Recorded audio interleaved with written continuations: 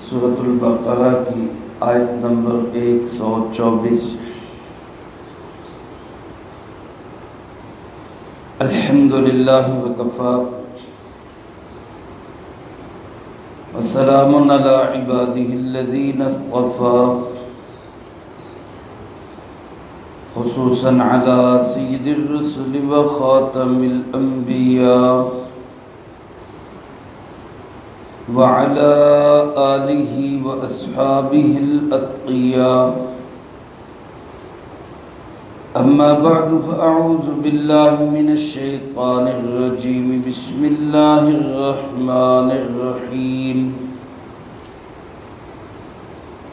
وَإِذِ ابْتَلَىٰ إِبْرَاهِيمَ رَبُّهُ بِكَلِمَاتٍ فَأَتَمَّهُنَّ قال إني جاعلك للناس إماما قال ومن ذريتي قال لا ينال عهد الظالمين۔ وَإِذِ ابْتَلَىٰ إِبْرَاهِيمَ رَبُّهُ، اور جب امتحان لیا ابراہیم علیہ السلام کا ان کے پروردگار نے، بکلمات، چند کلمات کے ساتھ، فأتمہن، اور اس نے ان کو پورا کر دکھایا۔ قال انی جاعلک للناس اماما، اللہ رب العالمین نے فرمایا بے شک میں آپ کو بنا رہا ہوں پوری انسانیت کا امام۔ قال ومن ذریتی، حضرت ابراہیم علیہ السلام نے عرض کیا اور میری اولاد میں سے بھی۔ قال لا ینال عہد الظالمین، اللہ پاک نے فرمایا میری اس بات کو اور میرے اس عہد کو نہیں پا سکیں گے ظالم لوگ۔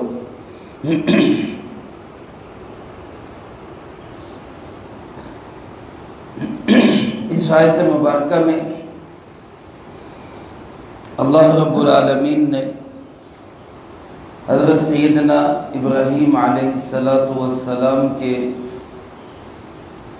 امتحانات کا اجمالی ذکر کیا، اور پھر ان کے امتحانات میں کامیابی کا ایک سند اور ایک سرٹیفکیٹ جاری کیا، اور امتحانات میں اس کامیابی پر اللہ رب العالمین کی طرف سے ان کو انعام سے بھی نوازا گیا۔ انہوں نے اس انعام کے اندر اپنی اولاد کو بھی شامل کرنا چاہا، ساری اولاد کو شامل کرنا چاہا۔ اللہ رب العالمین نے مشروط طور پر ان کی یہ بات تسلیم کر لی کہ آپ کی اولاد میں جو ظالم نہیں ہوگا اس کو میں منصب امامت عطا کروں گا، اور جو ظالم ہوگا اس کو یہ منصب امامت نہیں مل سکے گا۔ اس آیت مبارکہ کو یہاں لانے کا مقصد اور اس کا جوڑ اور ربط پہلی آیات سے یہ ہے کہ بنی اسرائیل کے لوگ اس بات کا دعویٰ کرتے تھے کہ ہم ابراہیمی ہیں، صحیح ملت ابراہیم پر ہم ہیں، لہذا امامت کے حقدار بھی ہم ہی ہیں۔ امامت کا مطلب قیادت، سیادت یا نبوت اور ختم نبوت، اس کے بھی وہ حقدار خود کو سمجھتے تھے۔ تو اللہ رب العالمین نے گویا ان کا ذکر کر کے یہ بتا دیا کہ یہ تو پہلے سے طے ہو چکا ہے، جو ظالم ہوں گے ان کو یہ منصب نہیں مل سکے گا۔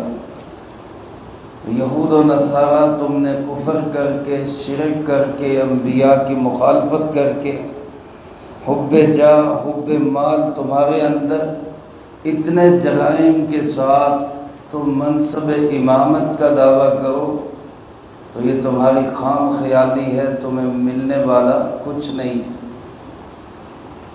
یہاں میرے عزیز دوستو یہ بات ذہن میں رکھیں، آج بھی اللہ رب العالمین کا ضابطہ یہی ہے، جہاں تک انسانوں کا بس ہو، انسانوں کا انتخاب ہو، انسان اپنا امیر منتخب کرے، اپنا لیڈر یا قائد کسی کو بنائے، تو اللہ رب العالمین کی اس ہدایت کو سامنے رکھے کہ ظالموں کو، نافرمانوں کو، اللہ کے باغیوں کو کبھی بھی اپنا منصب امامت نہ دیں۔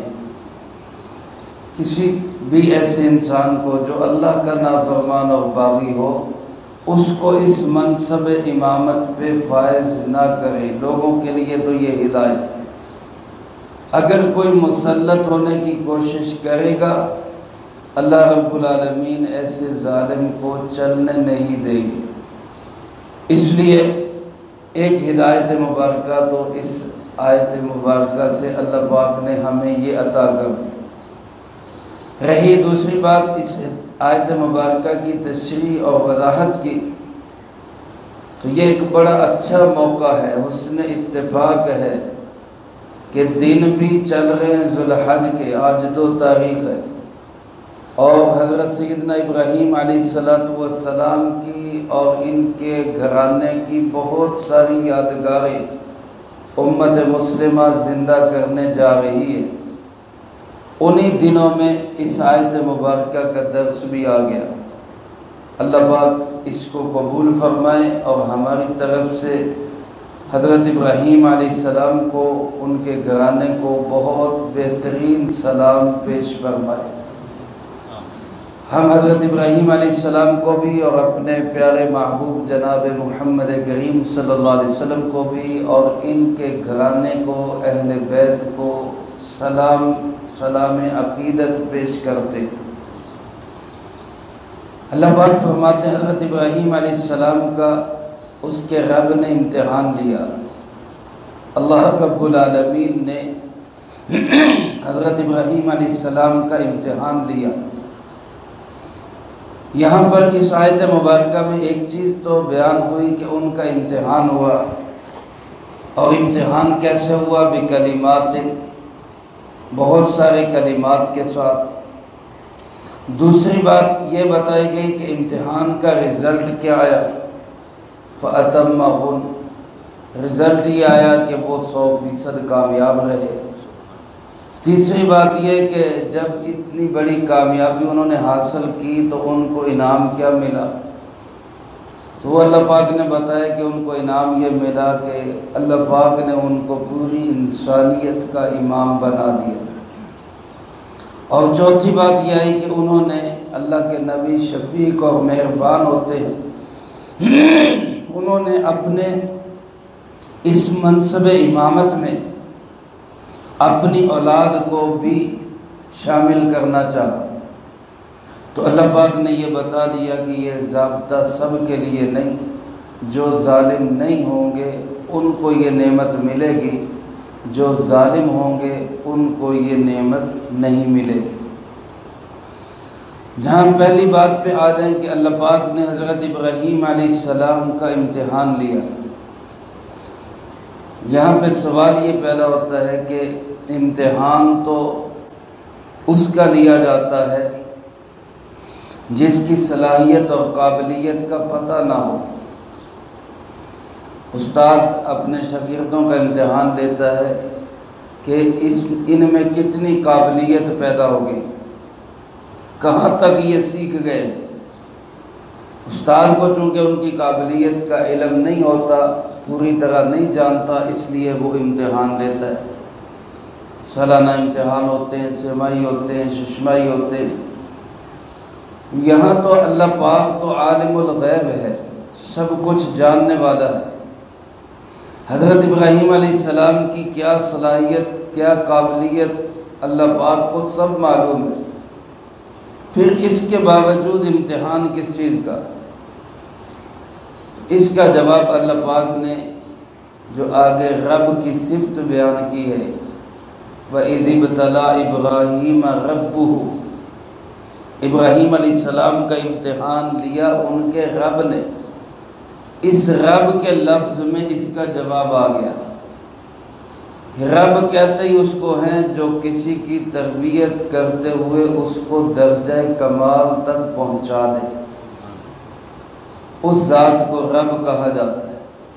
تو حضرت ابراہیم علیہ السلام کے رب نے بھی یعنی اللہ رب العالمین نے ان کو درجہ کمال تک پہنچانا، درجہ کمال تک پہنچانے کے لیے ابتلا، امتحان، آزمائش یہ ضروری ہے۔ اس بھٹی سے گزار کر ہی اللہ رب العالمین درجہ کمال تک پہنچاتے ہیں۔ دوسری وجہ علماء نے یہ لکھی کہ ایک امتحان ہوتا ہے خود صلاحیت جاننے کے لیے، قابلیت جاننے کے لیے، اور ایک امتحان ہوتا ہے اس لیے کہ لوگوں کو پتہ چلے اس کے اندر کتنی صلاحیت ہے۔ یہ بعض اوقات ہوتا ہے نا، پروگرام ہو، جلسہ ہو، یا ویسے کچھ لوگ اکٹھے ہوں تو مدارس کے لوگ اپنے شاگردوں میں قابل ترین شاگرد کو بلا کر اس سے کہتے ہیں بیٹا آپ سناؤ ذرا، یہاں سے پڑھو، فلاں جگہ سے پڑھو۔ اب یہاں مقصد یہ نہیں ہوتا کہ مدارس والوں کو پتہ چل جائے کیا صلاحیت ہے، یہاں مقصد یہ ہوتا ہے کہ دنیا والوں کو پتہ چل جائے، مخیر حضرات کو پتہ چل جائے، اہل علاقہ کو پتہ چل جائے کہ ہم کیسی محنت کر رہے ہیں، ہم نے کیسے افراد تیار کر دیے ہیں۔ اللہ رب العالمین نے بھی حضرت ابراہیم علیہ السلام کا جو یہ امتحان لیا تو خود جاننے کے لیے نہیں بلکہ دنیا کو بتانے کے لیے کہ میرا خلیل میرا ہی ہے، میں اس کے جتنے بھی امتحان لوں یہ ہر امتحان میں کامیاب ہوں۔ چنانچہ حضرت ابراہیم علیہ السلام کے امتحانات ہوئے بکلمات، کلمات کے ساتھ۔ کلمات سے مراد کیا ہے؟ اس کے متعلق تفاسیر مختلف ہیں، بہت سارے حضرات نے بہت ساری چیزیں لکھی ہیں کہ کلمات سے مراد کیا ہے، لیکن زیادہ تر مفسرین کرام رحمہم اللہ نے لکھا ہے کہ یہاں کلمات سے مراد کوئی ایسا امتحان نہیں تھا کہ جیسے سنا جاتا ہے یا لکھوایا جاتا ہے، بلکہ یہاں کلمات سے مراد حضرت ابراہیم علیہ السلام کی عملی زندگی اور ان کی اخلاق اور کردار اس کو جانچنا ہے، ثابت قدمی کتنی ہے، اللہ سے تعلق کتنا ہے، عملی اخلاق اور کردار کیا ہے، اس کا امتحان لیا گیا۔ اور منصب امامت کے لیے اسی امتحان کی ضرورت ہوتی ہے، کسی ڈگری کی اور کسی اور چیز کی ضرورت نہیں ہوتی، اسی چیز کو دیکھنا ہوتا ہے جس بندے کو ہم منصب امامت پہ بٹھا رہے ہیں اس کا کردار اور اخلاق کیا ہے۔ حضرت ابراہیم علیہ السلام کے بھی اسی کردار اور اخلاق کا امتحان لیا گیا۔ چنانچہ سب سے پہلے تو ان پر یہ امتحان ڈالا گیا کہ گھر کی مخالفت، باپ کا عقیدہ شرک، ماں کا عقیدہ شرک والا، اور اس گھر کے اندر آنکھ کھولی توحید والے۔ حضرت ابراہیم علیہ السلام کے والد نہ صرف یہ کہ مشرک تھے، بت پرست تھے، بلکہ بت گر تھے، اور نمرود کی کابینہ میں یوں سمجھ لیں کہ وہ وزیر مذہبی امور تھے، یعنی اس زمانے کے لحاظ سے ان کے عقیدے کے مطابق جو ان کے مذہبی امور تھے اس کے ذمہ دار حضرت ابراہیم علیہ السلام کے والد تھے۔ اللہ کی شان ہے، اللہ پاک نے اس بت گر کے گھر کے اندر بت شکن پیدا کر دیا، اور پہلا امتحان یہ ڈال دیا کہ اب گھرانے کے ساتھ کیا کرتے ہیں۔ حضرت ابراہیم علیہ السلام نے اس امتحان میں کامیابی اور سرخروئی کس طرح حاصل کی کہ اپنے عقیدے میں، اپنے موقف میں، اپنے نظریے میں ذرہ بھر بھی کمی نہیں آنے دی، اور ماں باپ کے ادب و آداب میں بھی کسی طرح کی کمی نہیں آنے دی، دونوں چیزوں کا خیال رکھا۔ سورۃ مریم کے تیسرے رکوع میں اللہ پاک نے حضرت ابراہیم علیہ السلام کی اپنے ابا جان کو جو دعوت ہے اور ان سے جو مکالمہ ہے وہ پورا نقل کیا ہے۔ وہ بار بار حضرت ابراہیم علیہ السلام یا اباتی اے میرے ابا جان، اے میرے ابا جان، بڑی اپنائیت کے ساتھ ان کو دعوت دے رہے، توحید کی طرف بلا رہے۔ دوسرا امتحان یہ آیا کہ پوری گلی، پورا محلہ، پورا ماحول، پورا معاشرہ سب شرک میں ڈوبا ہوا اور سب کے ساتھ ہی حضرت ابراہیم علیہ السلام نے ٹکر لے لی۔ انسان ماحول سے متاثر ہو جاتا ہے، لوگوں کی باتیں سن کر کہتے ہیں، آج کتنے لوگ کہتے ہیں جی کی کریے جی بچے نہیں مانتے، کی کریے جی ماحول اتنا ہو گیا، لیکن اللہ کے نبی اپنے اس امتحان میں بھی کامیاب ہوئے کہ تمام تر مخالفتوں کے باوجود حضرت ابراہیم علیہ السلام نے اپنا عقیدہ نظریہ نہیں چھوڑا، بلکہ ہمت کے ساتھ، استقامت کے ساتھ اس عقیدہ نظریے کی تبلیغ کرتے رہے۔ پھر تیسرا امتحان یہ ہوا کہ حکومت وقت، بادشاہ وقت سے ٹکر ہو گئی۔ اب وہاں آ کر تو بڑے بڑوں کا پتا پانی ہو جاتا ہے، حکومتوں سے ٹکرانا کوئی آسان ہے۔ وہاں پہ آ کر بڑے بڑے سورما جو ہیں وہ بھاگ جاتے ہیں، نظریہ بدل لیتے ہیں، عقیدہ بدل لیتے ہیں، سوچ چھوڑ دیتے ہیں۔ لیکن حضرت ابراہیم علیہ السلام اللہ کا خلیل، ہمت اور استقامت کا وہ پہاڑ تھا کہ جس نے بادشاہ وقت کو بھی للکار دیا۔ حضرت ابراہیم علیہ السلام نے بادشاہ وقت کے سامنے بھی توحید کا علم بلند کیا اور یہ بتایا کہ میرا رب وہ ہے، ربی الذی یحیی و یمیت، میرا پروردگار وہی ہے جو حیات کا بھی مالک ہے، موت کا بھی مالک ہے، میں اسی کو رب مانتا ہوں اور کسی کو رب نہیں مانتا۔ پھر اگلا امتحان یہ ہوا، جب حکومتوں سے ٹکر ہوتی ہے تو پھر دھمکیوں کے ذریعے زبردستی منوایا جاتا ہے، آگ میں پھینکنے کی کوشش کی گئی، آگ جلائی گئی، حضرت ابراہیم علیہ السلام کو اس آگ میں پھینکا گیا۔ تفصیلی واقعہ آپ حضرات علماء کرام سے سنتے رہتے ہیں۔ وہاں پر آ کر بھی حضرت ابراہیم علیہ السلام نے ذرا سا بھی اپنے موقف میں لچک نہیں آنے دی، آگ کی سزا کو برداشت کیا۔ اللہ پاک کی شان کہ اللہ نے اسی آگ کو حضرت ابراہیم علیہ السلام کے لیے گلزار بنا دیا، اور وہاں حضرت ابراہیم علیہ السلام کے اللہ سے تعلق کا اتنا بڑا اظہار ہوا کہ فرشتے بھی جب مدد کے لیے آئے تو حضرت ابراہیم علیہ السلام نے ان سے بھی کہا اللہ نے بھیجا ہے یا خود آئے؟ جب انہوں نے کہا جی اللہ کی اجازت سے آئے ہیں تو گویا یہ اعلیٰ درجہ ہے تعلق کا، اپنائیت کا اور فنا فی اللہ کا، کہ حضرت ابراہیم علیہ السلام نے کہا کہ مجھے تمہاری مدد کی بھی کوئی ضرورت نہیں، میرا اللہ میرے حال کو جانتا ہے، اگر آج اسے میرا جلانا منظور ہے تو اس کا خلیل اس کے نام پہ جلنے کے لیے بھی تیار، تم سے مدد نہیں لے۔ اللہ رب العالمین کو بھی پھر اپنے اس خلیل پر ایسا گویا پیار آیا کہ اللہ پاک نے بغیر کسی واسطے کے، بغیر کسی سبب کے، براہ راست آگ سے کہا یا نار کونی بردن و سلاما، اے نار، اے آگ ٹھنڈی ہو جا۔ مفسرین کرام رحمہم اللہ نے لکھا ہے صرف وہی آگ ٹھنڈی نہیں ہوئی جو ابراہیم علیہ السلام کے لیے جلائی گئی تھی، بلکہ اس وقت میں دنیا کے اندر جہاں جہاں کہیں آگ جل رہی تھی ہر جگہ پہ آگ ٹھنڈی ہو گئی، اور ٹھنڈی بھی کیسی؟ اللہ پاک نے فرمایا وَسَلَامًا، سلامتی والی۔ یہ لفظ نہ ہوتا تو شاید آگ اتنی ٹھنڈی ہوتی کہ وہ برف کی طرح ٹھنڈی ہو کر وہ تکلیف کا باعث بن جاتی، لیکن اللہ پاک نے فرمایا ٹھنڈی بھی ہونا ہے، سلامتی والی بھی ہونا ہے۔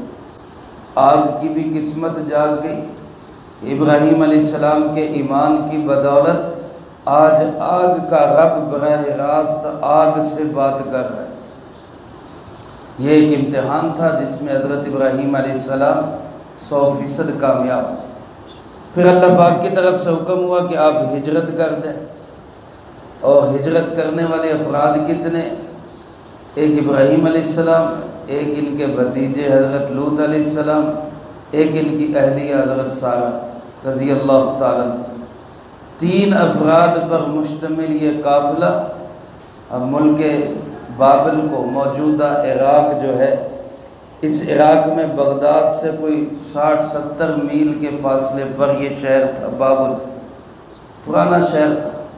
حکم ہوا کہ یہاں سے آپ ملک شام چلے جائیں۔ ملک شام چلے گئے۔ اب وہاں پہنچے ہی ہیں تو راستے میں اللہ پاک نے حضرت ہاجرہ بھی ان کو عطا کر دی۔ حضرت ہاجرہ کے ایک بیٹا بھی پیدا ہو گیا۔ وہاں پہنچے تو اللہ پاک کا حکم آیا کہ آپ ان کو لے کر کہیں اور چھوڑ آئیں۔ کہاں جانا ہے؟ بس چلنا شروع کر دو۔ چلنا شروع کر دیا۔ چلتے چلاتے جہاں کہیں سایہ کوئی آبادی نظر آتی، حضرت ابراہیم علیہ السلام پوچھتے کہ یہاں چھوڑنا ہے؟ جبرائیل امین کہتے نہیں، ابھی اور آگے چلے، ابھی اور آگے چلے۔ چلتے چلاتے وہاں پر آ گئے جہاں آج مکہ مکرمہ جیسا مقدس شہر آباد ہے۔ تب وہاں سوائے پہاڑ اور ریت کے کچھ بھی نہیں تھا، ایک بھی گھر نہیں تھا، سائے کی کوئی جگہ بھی نہیں تھی۔ اللہ کا حکم ہوا کہ یہاں چھوڑ دیں بیوی بچے، اور پھر حکم خداوندی کیا تھا کہ بات بھی نہیں کرنی، واپس چلے جاؤ۔ اب بچہ ہے، چھوٹا بچہ ہے، والدہ ہے اس کی، ابراہیم علیہ السلام کی اہلیہ ہاجرہ رضی اللہ تعالیٰ عنہ چھوڑ کے جا رہے۔ اہلیہ نے پوچھا کہ بھئی یہاں لک و دک صحرا میں ہمیں کس کے حوالے کر کے جا رہے، کیوں ایسے چھوڑ کے جا رہے؟ کوئی جواب نہیں، پلٹ گئے، واپس جا رہے۔ پھر پوچھا، پھر کوئی جواب نہیں، پھر پوچھا، پھر کوئی جواب نہیں۔ وہ بھی اللہ والی خاتون تھی، نیک انسان تھی، نیک عورت تھی، اللہ کے خلیل کی بیوی تھی، سمجھ گئی، خود ہی کہنے لگی اللہ امرک بہذا، کیا اللہ نے اس کا حکم دیا؟ تب حضرت ابراہیم علیہ السلام نے صرف سر کے اشارے سے جواب دیا کہ اللہ کا حکم ہے۔ اس ایمان والی خاتون کا جواب سنے، کہنے لگی اگر اللہ کا حکم ہے تو پھر آپ جائیں، اللہ ہمیں ضائع نہیں کرے گا۔ اذن لا یضیعنی اللہ، پھر اللہ ہمیں ضائع نہیں کرے گا، آپ جائیں بس۔ اب یہاں سے ایک اور امتحان شروع ہوتا ہے۔ اس لک و دک صحرا میں جہاں کچھ بھی نہیں، پانی بھی نہیں، گھاس بھی نہیں، سبزہ بھی نہیں، کوئی سایہ بھی نہیں، کوئی انسان بھی نہیں، یہ ایک ماں اور ایک چھوٹا بچہ، اپنا جو راشن پانی وہ ختم ہوا۔ جب ماں کو خوراک نہیں ملی، ماں کی چھاتیاں خشک ہو گئی، بچہ دودھ کے لیے تڑپ رہا ہے، بلک رہا ہے، رو رہا ہے۔ اب ماں کی ممتا جو ہے وہ تڑپ رہی ہے۔ بچے کو ایک جگہ پہ لٹایا اور خود پہاڑوں پہ چڑھ کے دیکھتی ہے کہیں دور کوئی نظر آئے، کوئی قافلہ، کوئی گھر، کوئی بستی، کوئی آبادی، کہیں کوئی پرندے کو پتہ چلے کہ پانی وہاں پہ ہے، میں وہاں پہ پہنچوں۔ کبھی دیوانہ وار صفا پہ جاتی، صفا سے اترتی ہیں، وادی میں دوڑتے ہوئے پھر مروہ پہ چڑھتی۔ یہ 7 چکر لگائے اس مائی ہاجرہ سلام اللہ علیہا۔ اللہ نے اس ادا کو، اس پیاری ادا کو امت کے لیے عمل بنا دیا۔ ہمارے حاجی، ہمارے بھائی بہنیں آج اللہ کے گھر کے حج کے لیے وہاں پہنچے ہوئے، ہم عمرے کے ساتھ، عمرے کے طواف میں، طواف کے بعد صفا بین المروہ والصفا، سعی بین الصفا والمروہ، یعنی صفا اور مروہ کی سعی، اس میں دوڑنا، یہ عمل بھی ادا کرتے ہیں جو اسی گھرانے کا ایک سنت عمل ہے، اسی کی ایک عاشقانہ محبوبانہ ادا ہے۔ جب 7 چکر پورے ہوئے بچے کے پاس آئیں تو کیا دیکھتی ہیں؟ جبرائیل امین علیہ السلام نے اللہ کے حکم سے جہاں بچہ ایڑیاں رگڑ رہا ہے وہاں پانی کا چشمہ جاری کر دیا، جس کو آج دنیا زمزم کے نام سے جانتی ہے۔